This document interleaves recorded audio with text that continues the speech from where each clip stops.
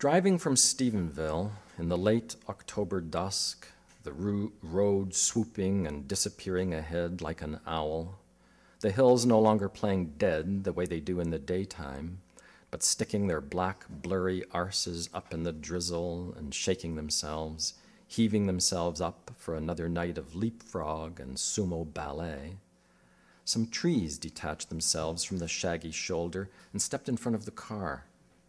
I swerved through a grove of legs startled by pavement, maybe a hunchback horse with goiter, maybe a team of beavers trying to operate stilts. It was the landscape doing a moose, a cow moose, most improbable forest device.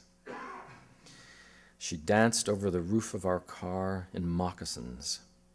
She had burst from the zoo of our dreams and was there, like the yanked-out tooth a dentist puts in your hand. She flickered on and off. She was strong as the Bible and as full of lives.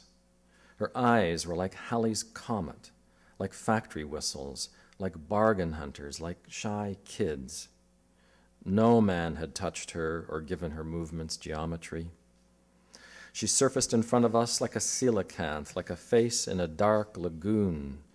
She made us feel blessed. She made us talk like a cage of canaries. She reminded us she was the ocean wearing a fur suit.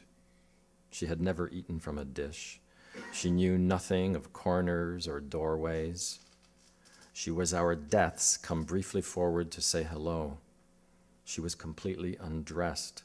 She was more part of the forest than any tree. She was made of trees. The beauty of her face was bred in the kingdom of rocks. I had seen her long ago in the Dunlop Observatory.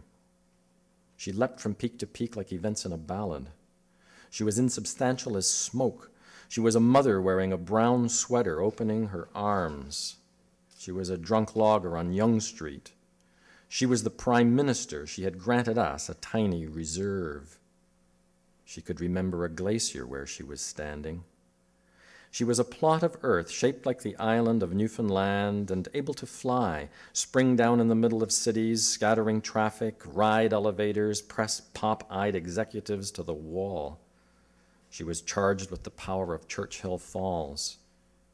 She was a high-explosive bomb loaded with bones and meat. She broke the sod in our heads like a plow parting the earth's black lips. She pulled our zippers down. She was a spirit.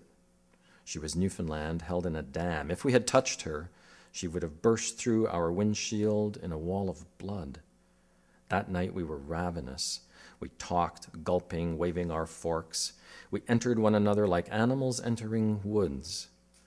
That night we slept deeper than ever. Our dreams bounded after her like excited hounds. Thank you.